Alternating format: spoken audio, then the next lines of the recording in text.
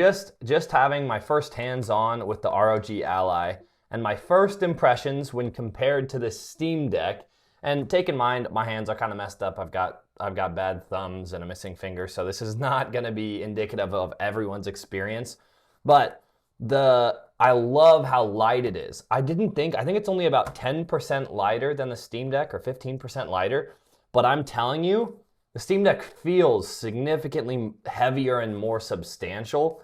I think part of that is the weight. Part of it might just be the size, which is that, here, if I put the Ally up here, the Steam Deck is definitely, it's wider. Like if I line up that edge, you can see it's maybe a ½ inch or an inch longer or wider, but it also has more Z depth, so it's sticking higher up there. And I think it's even a bit taller, so it's bigger. But I can say right out of the gate, so one of the reasons the Steam Deck looks taller is because it's got these big, chunky, ergonomic handles, you know, which I think feel really comfortable. And I should also say I'm pretty biased because I've used the Steam Deck for hundreds of hours, if not thousands at this point, and I absolutely love it. But the ROG Ally, it's got relatively tiny ergonomic holds for your hands. Like if you just compare, here, let's compare this. They barely wrap around. There's almost nothing. Whereas this, it's like a full, the Steam Deck feels more like a Xbox or PlayStation controller, where this feels more like a Switch to me, where it doesn't really have much to grip on the back. So I don't like that at all. And man, I'm actually a little bummed. I was pumped about the Ally, but the joysticks on the Steam Deck, they have more tension and they feel taller and they feel like they have more travel. Whereas on the Ally, it's way less tension. Like, I wish this could come across better. This is twice as easy to pull as this. This has way more tension in it, and it's taller, it's got more movement. This just doesn't have that much movement to it. As far as the D-pad goes, you know, I don't use D-pads a ton, but I actually think that feels pretty good. I like that. The Steam Decks, ooh, I like this better than the Steam Decks. It's a little more clicky. This is a little more mushy. Yeah, I like this better. Not a ton better, but I do like it better. I'm surprised by that. These buttons on the side, these are incredibly clicky and tactile. Much clickier than the start and select buttons on the Steam Deck, so I actually like these better. Although I don't like that there are 4 of them, like 1, 2, 1, 2, like that. It's kind of hard. I'm sure I'll get used to it and learn, but I'm already mixing up which one is which because they're all kind of right next to each other, and none of these symbols are universal, so I don't recognize any of those. I'm sure I'll learn, but I don't know what they do right now. Whereas the Steam Deck, it's these two, and then your other 2 are down here, and that makes it easier to remember because you kind of have your top 2 and then your bottom 2. So yeah, and as far as how I usually play the Steam Deck when I'm playing, I usually will rest it. I'll rest it like this on a desk or a table or on my lap, and then I play like this. This is how I like to play, which I pretty much never am holding it up in the air because it's just a little bit too heavy for me to do comfortably. Resting it like this, it feels a lot less comfortable to me, and I'm trying to think of why, because it sits nicely right there, but I actually think it's just because the back, there's not as much grip on the back to hold on to like that, whereas the Steam Deck just has much larger, it doesn't come across on camera that well, but the Steam Deck has yeah, there you go. Steam Deck has much larger handles. I would say twice as big. This is significantly larger on the Steam Deck. So ergonomics, again, I'm not the person you should ask for ergonomics because my hands are totally messed up, but I'll say ergonomics wise, I much prefer the Steam Deck, much prefer. The joysticks, I much prefer the Steam Deck. The D-pad, I think, is better on the Ally. These menu buttons, that's kind of a wash either way. I kind of wish they would have put 2 up here and then maybe 2 down here so it'd be easier to remember, but that's fine. It doesn't feel as comfortable to me. Oh, and the other thing, the back buttons. So these 2 paddles on the back, which are kind of your L4 and R4, or they call them M1 and M2, I can press them. Let's see, if I'm ready like this, No, I can't press them very well. They feel like, let me try and explain this. They push this way, they push straight down. But the way your hand rests on it, mine kind of wants to push it down like this. So it actually doesn't push that easy. On the Steam Deck, oh yeah, they just push way better. Mine rest right there and they push way nicer. So I think those are a little bit harder for me to press. Again, I have weird hands, so I don't think this is going to be everyone's experience, but I don't like the paddles as much. Triggers, left trigger, ooh, I like that. The left trigger feels good, the right trigger feels good. There's nice tension, very nice tension. It's very springy and harder to press. These, ooh, the ROG Ally, I like the trigger much better. The Steam Deck trigger is really easy to depress and it's not as much travel. The ROG trigger, it's harder to depress, about the same travel but harder to depress.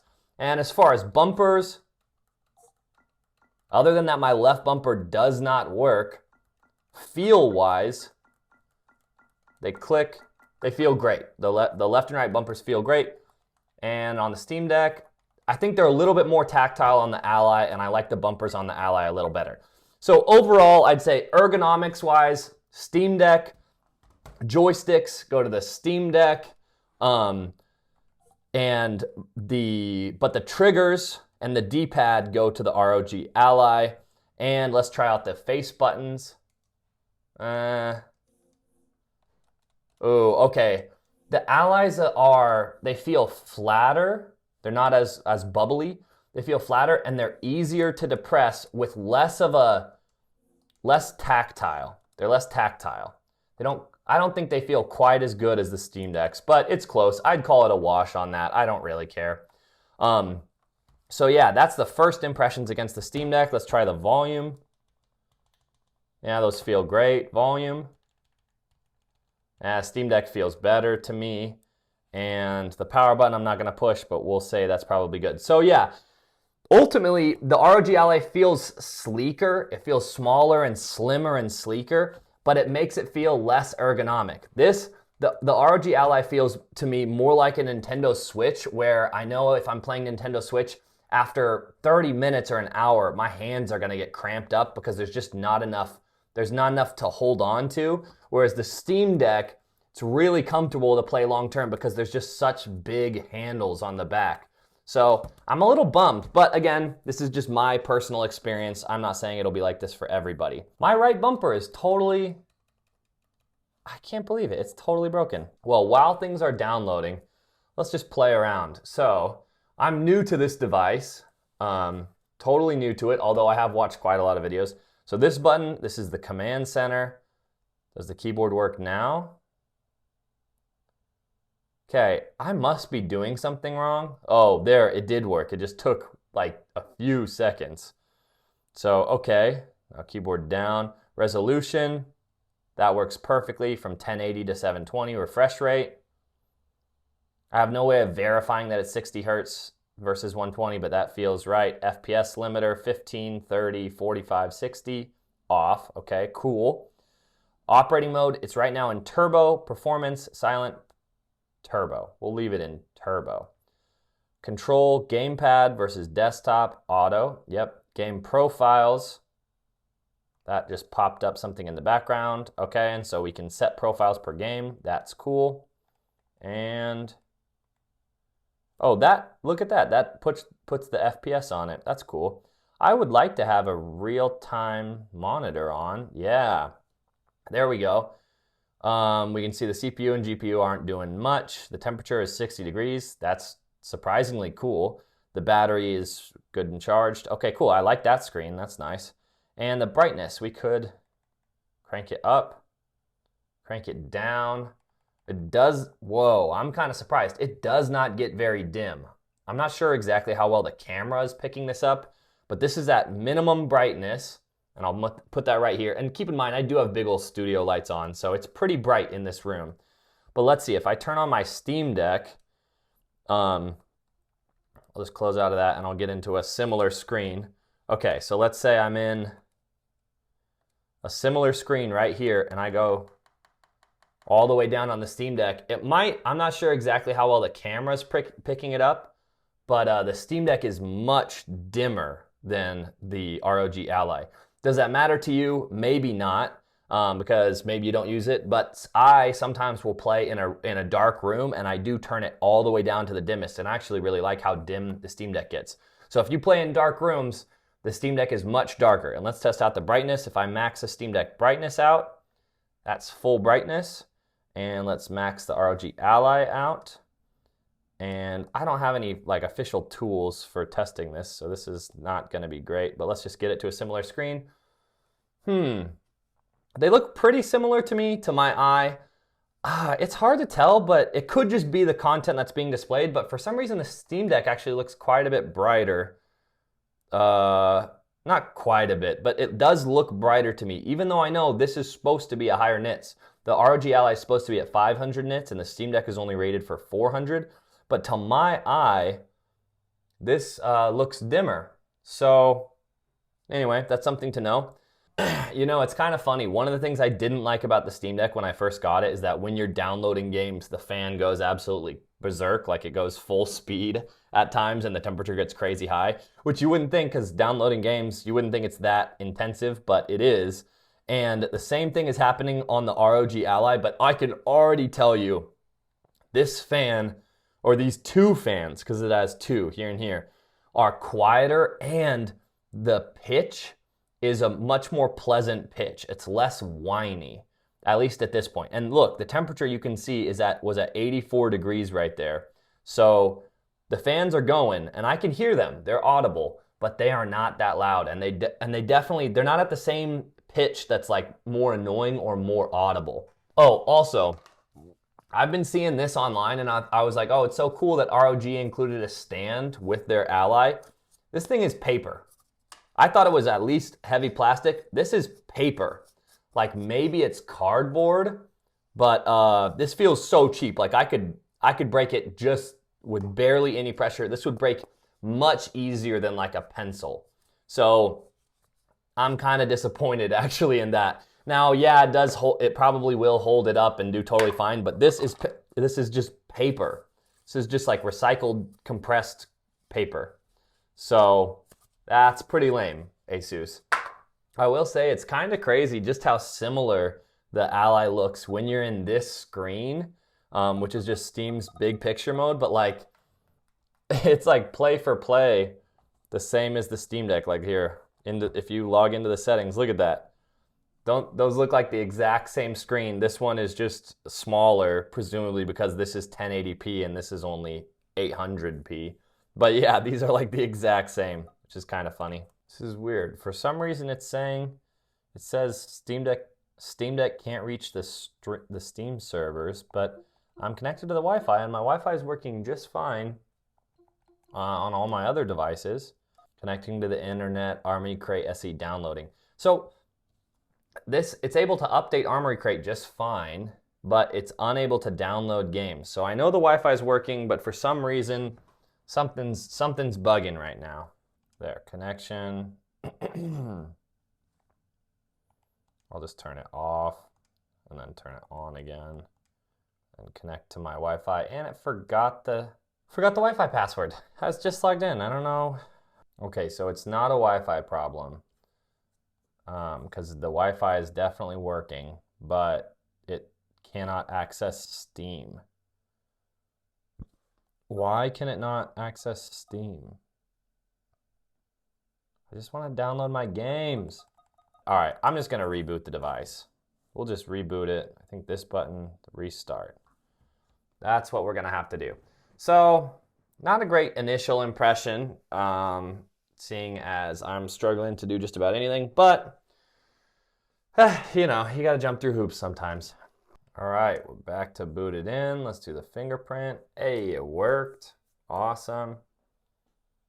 Boots straight into Armory Crate. That's actually kind of nice because that's probably what I'm going to be using most of the time anyway. Updating. Oh, okay. The Steam had an update. Hopefully that's the problem. Oh, you can't. How do I even navigate then? You can't do this when you're in Windows? Maybe I have to change it to desktop mode. There we go. Currently using desktop mode. Okay. I am currently using Desktop mode. Oh boy. I would not recommend this. Yeah, I'm not going to be able to grab that. I just wanted to tell it to go download something else. But that's kind of nice that you can switch right here. Although I guess it didn't, you know, that is weird. So I have it in auto, control mode auto, which presumably would go when I'm in desktop mode, it would put me in desktop mode, but yet I'm in desktop, I'm in Windows, and it won't, they have no way of doing anything. So that doesn't work for me, but if I switch it into desktop mode, now I can control it like this. But man, I'm not even a huge fan of the Steam Deck's trackpads, but now after using this, I'm like, yeah, actually having trackpads, especially when you're navigating like, you know, not that you navigate Windows on a Steam Deck, but when you navigate like your desktop, wow, the trackpad is so much nicer than using a joystick. So yeah, first impressions so far, I'll just sum it up real quick. And then my next video, it will be about the gaming because we'll have some games downloaded by then. But first impressions were, wow, that setup was one of the worst setup experiences I've ever had with the device. Not being able to use an on-screen keyboard to log into my Wi-Fi or into my Microsoft account, that was ridiculous. Considering you can't use Bluetooth, so I had to plug in this keyboard in order to just get the device set up. That is a terrible experience. ASUS needs to fix that. That was a problem. As far as everything else goes, it seems pretty good, except that my left bumper appears to be broken, which that's not ideal. And the Wi-Fi not working until I restarted it, but the restart does seem to fix it, so that's good. Yeah, let's go into Steam. I just want to show you that my left bumper doesn't work, and I'm really hoping. Here, let's do big picture mode. There we go. Big picture mode, which is basically just the same or a very similar interface to the Steam Deck. But look, okay, here's something I could navigate with left and right. So right bumper works great. Left bumper, I'm pressing anywhere. If I press really hard, nothing. So my left bumper is broken right out of the box, or at least doesn't seem to be working. Right bumper works just how you'd expect.